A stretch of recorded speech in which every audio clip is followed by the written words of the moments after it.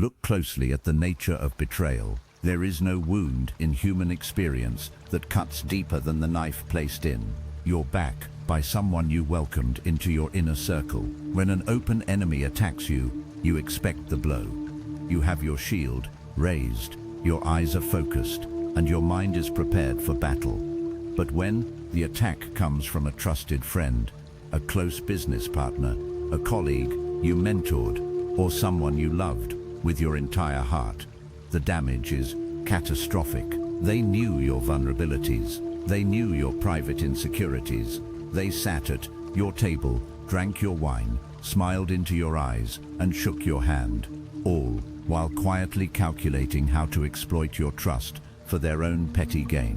When betrayal strikes, the untrained mind experiences a devastating storm of emotions: shock, disbelief, humiliating shame, and a burning, uncontrollable hunger for revenge. You lay awake at 3 in the morning, staring at the ceiling, replaying conversations in your head, wondering what signs you missed, and drafting angry messages designed to hurt them as much as they hurt you. You tell yourself that you need closure. You convince yourself that you must expose their lies to the world, scream at them, or make them regret the day they crossed you. You do not realize that in your desperate thirst for retaliation, you are walking directly into the darkest psychological trap of human nature. Over 2,000 years ago, Roman Emperor Marcus Aurelius faced the ultimate betrayal of his life. His most trusted general, Avidius Cassius, who commanded the eastern legions of the empire, spread a false rumor that the emperor was dead, declared himself ruler, and launched a civil war to strip Marcus of his throne and his life. Marcus Aurelius did not scream in rage. He did not launch a campaign of bloody vengeance. In his private journal, Meditations, he wrote these immortal words: "When you are offended at any man's shameless conduct, immediately ask yourself, is it possible that shameless people should not exist in the world? It is impossible. Do not then demand the impossible, for this person is one of those shameless men who must exist in the world." Marcus Aurelius understood that betrayal is not an anomaly. It is a predictable, biological feature of flawed human nature. Today, you will learn the ancient Stoic protocol for handling betrayal, disloyalty, and fake friends. You will discover the deep psychological wisdom of Marcus Aurelius, Seneca, Epictetus, and Cato the Younger to understand why people turn on you, why seeking revenge is spiritual suicide, and how the lethal weapon of absolute cold indifference completely destroys the traitor while leaving your power intact. Welcome to the Stoic Power Club. Clear your mind of all anger, take a deep breath, and let us step into the highest form of philosophical power. Chapter 1. The Dark Biology of Human Treachery. To conquer the pain of betrayal, you must first strip away your emotional shock and examine the cold biological mechanisms that drive human disloyalty. We like to believe that loyalty is a universal standard. We expect that if we treat others with honesty, generosity, and respect, they will return the same loyalty to us. This is a childish illusion born of naive optimism. Modern psychology and evolutionary biology reveal that the human animal is primarily driven by 3 primal forces: self-preservation, the acquisition of status, and the alleviation of personal insecurity. When someone betrays you, it is almost never because you were inadequate. It is because of their own internal weakness and envy. Look at how betrayal actually happens in modern human nature. Someone watches your discipline, your quiet confidence, your work ethic, and your rising status. They realize on a subconscious level that they lack the mental toughness to achieve what you are building. Your very presence becomes a mirror that reflects their own laziness, mediocrity, and cowardice. Because they cannot rise to your level, their primitive mind seeks the only alternative available. They attempt to pull you down to theirs. They spread subtle rumors in your workplace. They reveal your private secrets to mutual acquaintances. They undermine your credibility behind your back, while smiling to your face. The Stoic philosopher Seneca analyzed this dark trait of human nature with surgical precision in his masterwork on anger. Seneca wrote, "Envy is the most dishonest of all passions. A man who envies you does not desire to possess what you have. He desires that you should lose it. He will set fire to your house simply so that you are forced to stand in the cold with him." When you understand that betrayal is simply the pathetic reflex of an envious, insecure soul, the pain loses its power over your mind. You stop asking, "Why did they do this to me?" And you begin to see the objective reality. A snake does not bite you because it hates you. A snake bites you because it is a snake. It is simply acting in accordance with its low and poisonous nature. Chapter 2. Marcus Aurelius and the Execution of Mercy. Let us return to the historical masterclass of Marcus Aurelius, when his general, Avidius Cassius, betrayed him in the year 175. Cassius had taken control of Syria, Egypt, and the grain supply of Rome.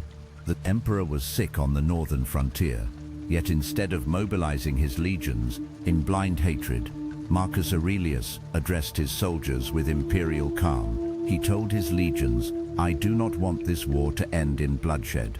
My only wish is that Cassius does not kill himself before I can reach him, for my true ambition is to capture him alive, to grant him imperial pardon, to look him in the eyes as an old friend, and to demonstrate to the Roman world that forgiveness and self-command are stronger than treason." Before the imperial armies could meet in battle, Cassius's own officers assassinated him and brought the severed head of the traitor to Marcus Aurelius's tent. Notice the reaction of the Stoic emperor. Marcus Aurelius refused to view the head.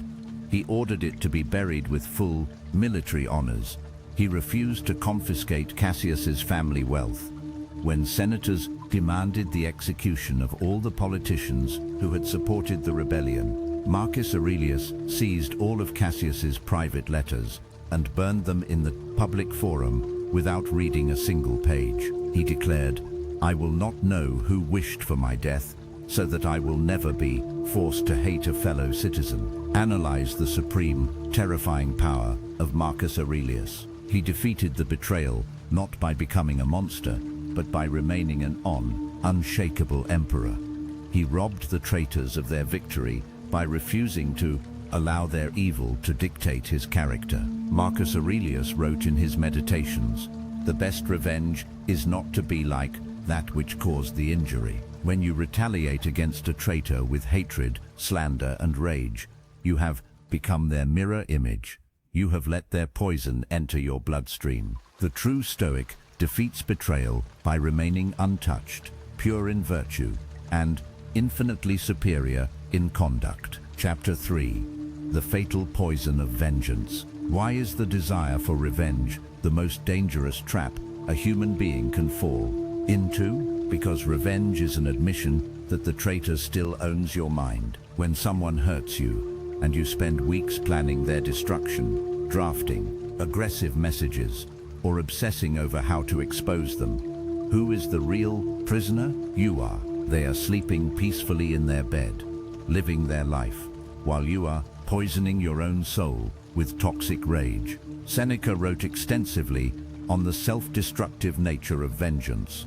He noted how much better it is to heal an injury than to avenge it. Revenge wastes a great deal of time and exposes you to many more injuries than the first one caused. Anger always outlasts the wound.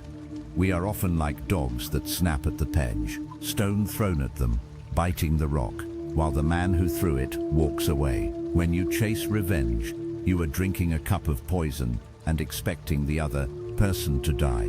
Look at what happens in modern life when an undisciplined person is betrayed. They engage in public social media wars. They drag mutual friends into bitter arguments. They spend months in litigation or workplace drama, wasting thousands of dollars and hundreds of hours of mental energy. By the end of the feud, even if they win a minor technical victory, they have lost their peace of mind, their focus, their health, and their dignity.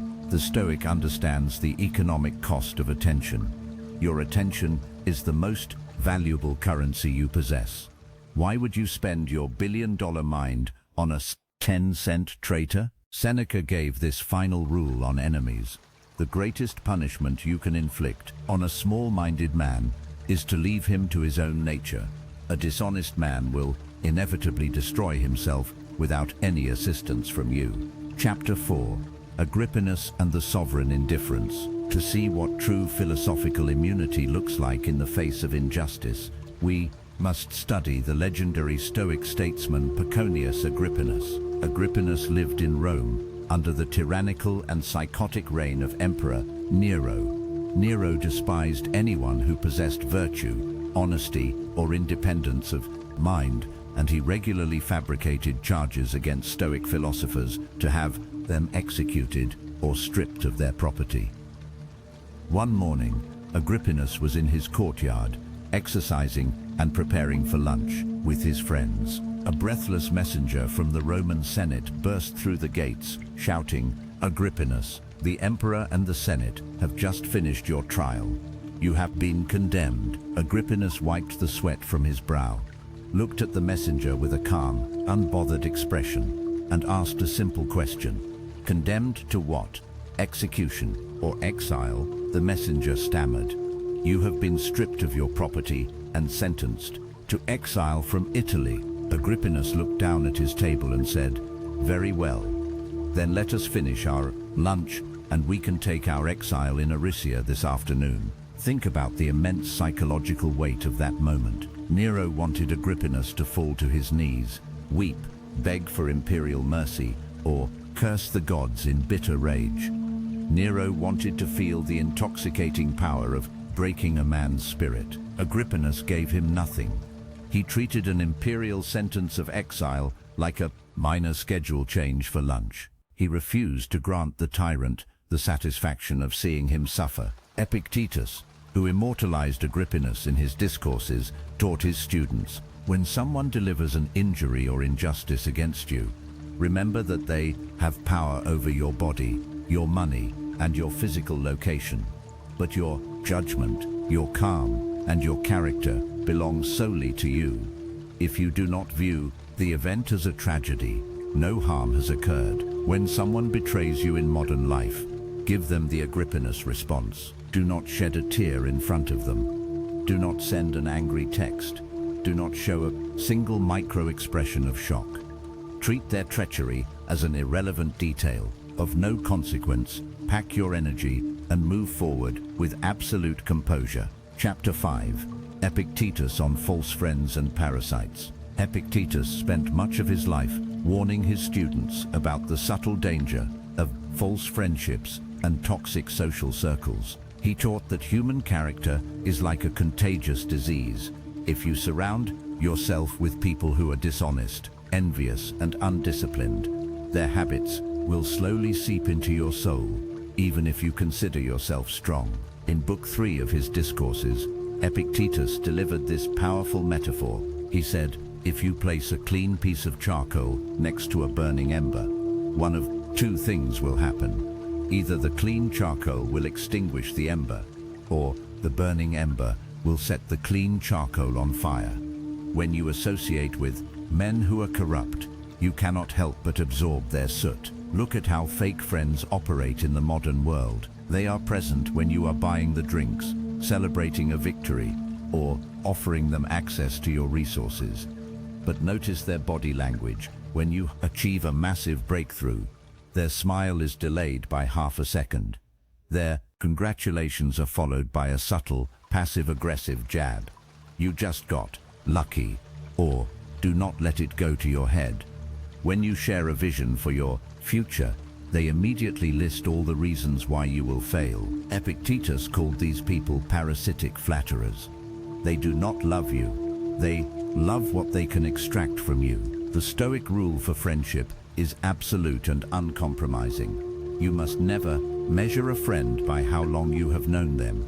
You must measure a friend exclusively by their character, their integrity, and their commitment to virtue. If a man demonstrates that he lacks basic honesty, if he speaks ill of his other friends the moment they leave the room. Understand this absolute law.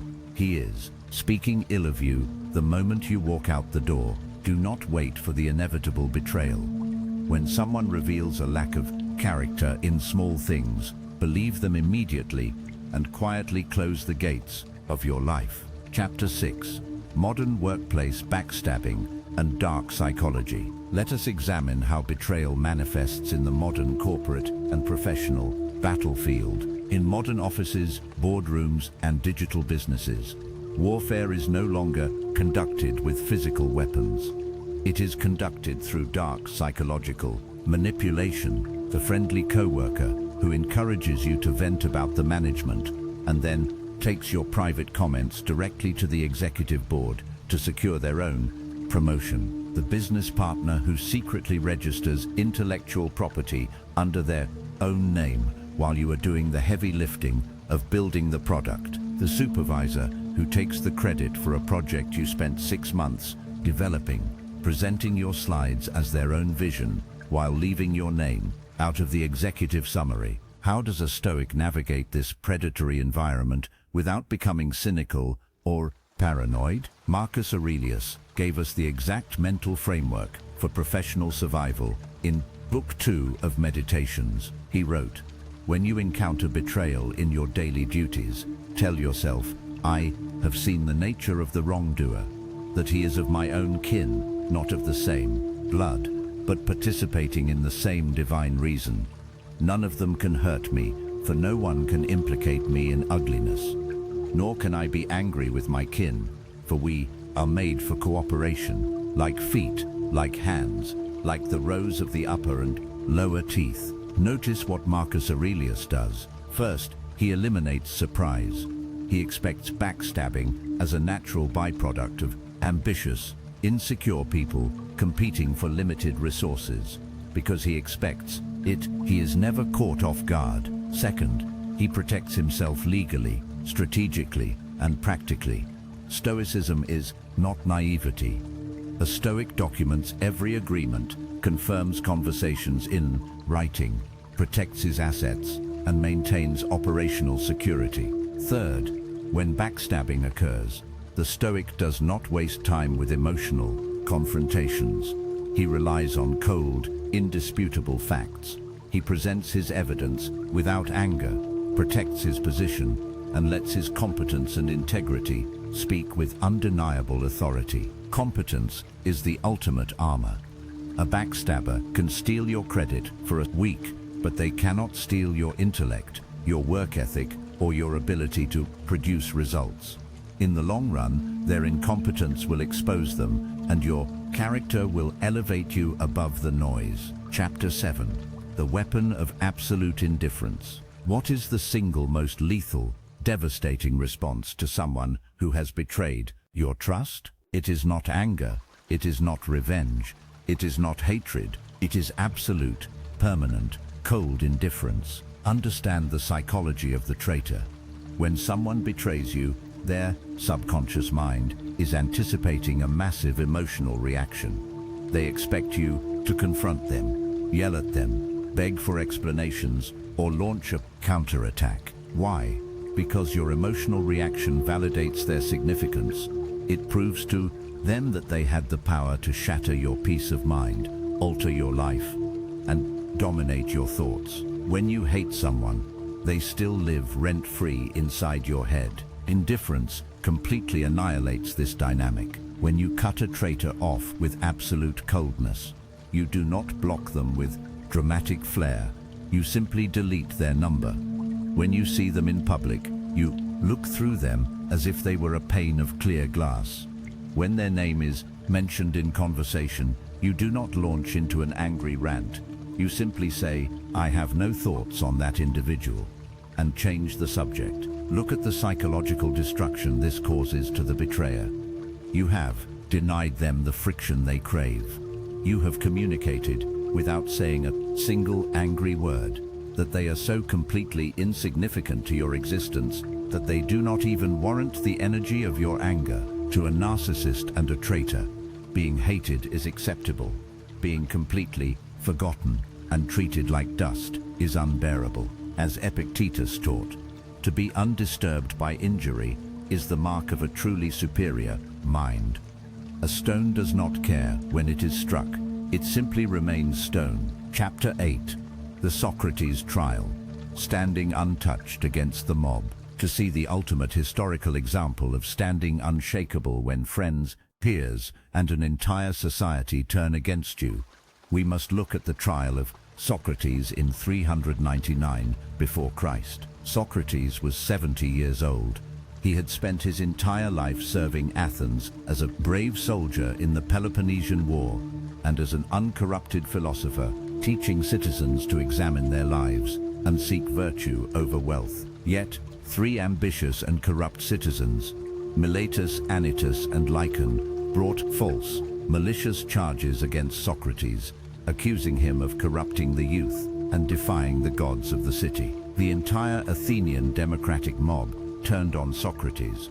A jury of 500 citizens was assembled to decide his fate. In ancient Athenian courts, defendants were expected to weep, bring their weeping children before the jury, beg for mercy, and flatter the judges to avoid the death penalty. Socrates stood in the center of the court with absolute Stoic dignity. He refused to beg. He refused to apologize for speaking the truth. In his defense speech, recorded by Plato in the Apology, Socrates looked into the eyes of the men who were about to sentence him to death and said these legendary words, "Men of Athens, I honor and love you, but I will obey the god rather than you, and as long as I have breath and strength, I will never cease from philosophy, exhorting you and pointing out the truth to everyone I meet. Know this clearly, Miletus and Anytus cannot harm me, for a worse man cannot harm a better man. They may kill my body, they may banish me, they may strip me of my rights, but they can never harm my soul or my virtue." When the jury voted to execute him by drinking the poison hemlock, Socrates sat in his prison cell surrounded by his weeping disciples. His friend Crito arranged an escape plan, having bribed the guards with gold. Crito begged Socrates to flee the city. Socrates calmly refused, explaining that to break the law and flee in fear would be to betray his own philosophy. He drank the poison with a steady hand, comforted his weeping friends, and died with the serene composure of a man who had conquered the fear of death itself. Socrates proved that even if an entire city betrays you, sentences you to death, and slanders your name, they can never conquer you, as long as you refuse to betray yourself. When you face betrayal, remember Socrates. External men can take your money, break your partnerships, and spread rumors about your name. But no human being on this earth can force you to abandon your self-mastery, your integrity, and your inner honor. Chapter 9. The 3-step Stoic protocol for immediate disconnection. How do you practically execute this ancient wisdom the exact moment you discover a betrayal? You must follow the 3-step protocol of immediate disconnection. Step 1. The biological shutdown. The second you discover that someone has lied to you, stolen from you, or broken your trust, freeze your physical body. Do not send a single text message. Do not make a phone call. Do not post anything online. Go to a quiet room. Sit down with your back straight. Breathe deeply into your abdomen for 10 full minutes. Allow the chemical surge of adrenaline and cortisol to clear from your nervous system. Remind yourself of Marcus Aurelius's rule. This event is not a catastrophe. My ability to bear it with noble composure is a triumph. Step 2. The clean strategic severing. Once your mind is calm and rational, make a clean, permanent, non-negotiable cut. Do not ask for a final meeting to clear the air. Traitors do not offer honest closure. They offer more manipulation, excuses, and gaslighting. Simply close the door. Remove them from your communications. If business or legal matters are involved, handle them through formal, written, emotionless documentation. Do not give them the drama they are expecting. Give them absolute, unbreakable silence. Step 3. the radical refocus on the mission. Take every ounce of energy that was previously invested in that toxic relationship and redirect it into your own physical, mental, and financial empire. Hit the gym with ferocious discipline. Double down on your craft, your business, and your long-term goals. Immerse yourself in deep Stoic philosophy. Spend quality time with the rare, virtuous allies who have proven their loyalty through years of testing. Let your growth be your only statement.